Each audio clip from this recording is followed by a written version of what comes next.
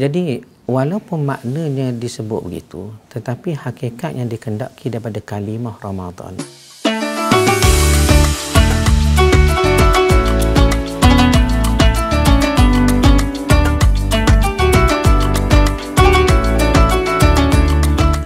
Bismillahirrahmanirrahim. Alhamdulillah, pertamanya saya ucapkan selamat menyambut puasa dan Ramadan.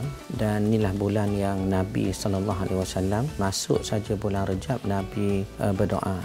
Dan kita pun memperbanyakkan doa, Allahumma barik lana fi Rajabin wa Sya'ban wa ballighna Ramadan. Ya Allah, berkatilah kami bulan Rejab, dah berlalu dah pun, bulan Sya'ban dan bulan Ramadan. Jadi apabila Nabi memohon berkat dalam bulan 3 bulan ini menunjukkan bahawa bulan-bulan ini adalah satu bulan yang mempunyai fadilat yang besar. Antaranya Nabi berdoa sebanyak-banyaknya, sahabat dan kita pun yang mengikuti salafus soleh berdoa sebanyak-banyaknya juga. Dan bila ditanya tentang bagaimana umat Islam nak rebut peluang dalam bulan seperti ini, perlu kita ketahui terlebih dahulu apakah maksud Ramadan tu. Ini bulan yang sedang kita jalani ibadat puasa sekarang ni, bulan Ramadan tu apa maksud dia, dan ibadat puasa yang kita nak buat tu sendiri pun apa pula maksud dia. Jadi dengan memahami maksud ni, definisi ataupun terminologi satu-satu ibadat kita nak buat, baru kita dapat rasa dia punya feel dia ataupun kita rasa zauq dia. Ramadan ni antaranya, kalau kita tengok pandangan satu scholars besar dalam bidang tafsir, Muhammad Mutawalli Sya'rawi. Jadi Sya'rawi dia pernah kata Ramadan ni dia asal daripada kalimah ramad, ra mim dha, ramad. Dan ramad ni sendiri membawa maksud batu tepi-tepi jalan tu ke yang dibakar terik matahari. Jadi walaupun maknanya disebut begitu, tetapi hakikat yang dikendaki daripada kalimah Ramadan dan puasa itu ialah orang berpuasa ni bulan Ramadan ni seakan Allah bakar dosa dia, kealpaan kesalahan dia yang banyak itu dengan sebab dia berpuasa kerana Allah Subhanahu Wa Taala. Jadi atas dasar itu, bila kita sebut Ramadan dan kita puasa pula pada bulannya itu, dia membawa kita ni bersihlah daripada banyak kesalahan kita. Lebih-lebih lagi bulan ini bulan yang banyak berkat. Sebab itu kita panggil dia Ramadan Al-Mubarak. Antara keberkatan mubaraknya bulan ini, dosa kita terampun. Kemudian adanya kelebihan yang banyak dalam bulan ini, antaranya turun Quran,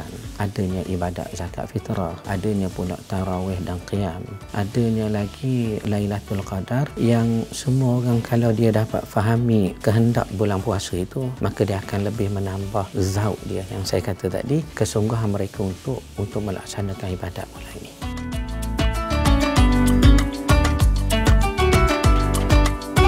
Baik, soalan seperti ini ataupun keadaan seperti ini banyak berlaku. Bila kita sahur, kadang-kadang ada hari kita letih puasa, menyebabkan kita terlewat sikit. Jadi walaupun terlewat, kita sempatlah juga jamuh sesuap nasi contohnya. Tapi tengah masuk je mulut, azan dah masuk, dah bunyi dah. Jadi soalannya ramai orang tanya juga, apakah boleh kita habiskan makanan dalam mulut ataupun wajib kita luahkan? Dia, apa yang kita bincang dalam siri kefahaman Ramadan kita ini ialah lebih menjurus kepada pandangan mazhab Imam Syafi'i, walaupun di sana ada perbahasan dalam pandangan mazhab-mazhab lain. Tetapi di kalangan Syafi'iyah ni kita merujuk kepada ulama scholars dalam mazhab Imam Syafi'i. Jadi kalau kita sebut contohnya Imam Syafi'i berkata, itu Imam Syafi'i lah. Tapi kalau scholars di dalam mazhab Imam Syafi'i, kita akan sebut Syafi'iyah. Jadi bila sebut apakah boleh habiskan makanan dalam mulut ataupun wajib kita luahkan ke, Syafi'iyah dia tak sepakat dalam perbahasan hukum ni. Tetapi kalau kita merujuk kepada beberapa scholars besar dalam mazhab kita seperti Syekh Zakaria Al-Ansari, Imam Ar-Ramadi, semuanya ulama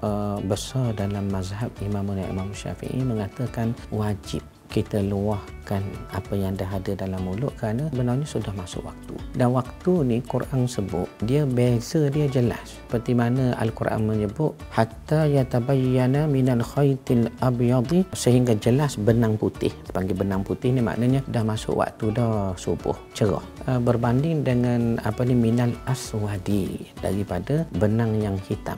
Makna benang ni satu benda halus. Metaphorically menunjukkan kita nak kena berhati-hati tu. Masuk dah subuh, masuk dah fajar. Jadi atas dasar itu untuk berjaga-jaga dalam pada kita bersahur ni, walaupun kita bangun awal pun kita ada ibadat imsak. Ibadat yakni berhenti makan walaupun belum masuk waktu subuh, kerana Nabi berimsak, yakni menunggu waktu subuh walaupun masih belum terbit fajar, dan dari segi nak makan sahur masih boleh tapi Nabi berhenti. Ini dipanggil imsak. Jadi dari segi pandangan mazhab kita, begitu juga Imam Nawawi sebut dalam karyanya Al-Majmu' tentang hukum orang yang bersahur terlambat, azan dah masuk, maka wajib kita luahkan. Sebab tu saya kata tadi perbahasan kita ni lebih menjurus kepada pandangan di sisi mazhab Imam Syafi'i. Jadi kita bangun awal lah untuk kita bersahur, kerana sahur ni bukan soal makan saja, dia soalnya persiapan untuk kita bangun dan kita ada ibadat berikutnya selepas sahur, itulah imsak.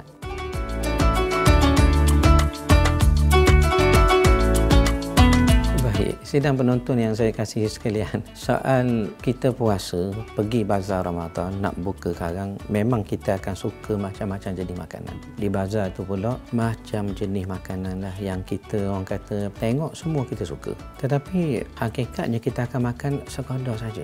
Dan kalau kita makan lebih pun, dia menyebabkan banyak benda yang tak bagus berlaku, terutama kita nak laksanakan solat malam kah, tarawih kah, ataupun tadarus kan. Jadi atas dasar ini saya teringat satu kalam yang disandarkan pada Imam Ghazali, dan ini pun kita ada sebut sebentar tadi dalam daurah kita tentang puasa. Imam Ghazali pernah menyebut begini, nak tahu satu orang tu berjaya ke atau gagal ke puasa dia tak perlu tengok pada hari ke-30 dia puasa. Memadai dia tengok setiap hari. Setiap hari dia tengok dia puasa ni berjaya ke tidak. Nak tahu berjaya ke tidak, tengok waktu berbuka. Itu disebut waktu berbuka. Kalau dia berbuka tu ala qada, seperti Nabi SAW dalam Sahih Bukhari sebut, baginda berbuka macam mana? Minumlah beberapa teguk air. Sebelumnya baginda makanlah beberapa biji tamar. Kemudian baginda bangun solat. Dan ni kita nak bersahur dan berpuasa pun dengan cara ni juga, dengan cara Nabi tunjuk juga. Jadi kalau satu orang tu berbuka ala qada, berjaya puasa dia, mendidik nafsu dia. Tetapi kalau dia buka tu macam nak buat tahlil lah, 40 orang lah kita kata ramanya di rumah dia nak buat tahlil ni. Rupanya kita ingat dia beli makanan di bazar Ramadan tu, sampai bawa kereta sorong tu ingat kena buat tahlil. Bukan, dia berbuka 2 orang saja dengan isteri dia contohnya. Ni gagal, puasa dia gagal kerana apa? Tak boleh mendidik nafsu dia, hatta nafsu makannya setiap hari. Jadi atas dasar itu soal membazir satu perkara, tapi soal berjaya ke tidak puasa yang kita dah susah payah jaga larangan-larangan, bermula terbit fajar tadi, tiba-tiba dah nak berbuka, dah sampai waktu habis dah tempoh puasa, gagal kita kerana terserlah nafsu makan kita. Jadi perkara ini yang disebut oleh Imam Ghazali tadi, cara nak tengok satu orang berjaya atau gagal puasa, tengok pada waktu berbuka.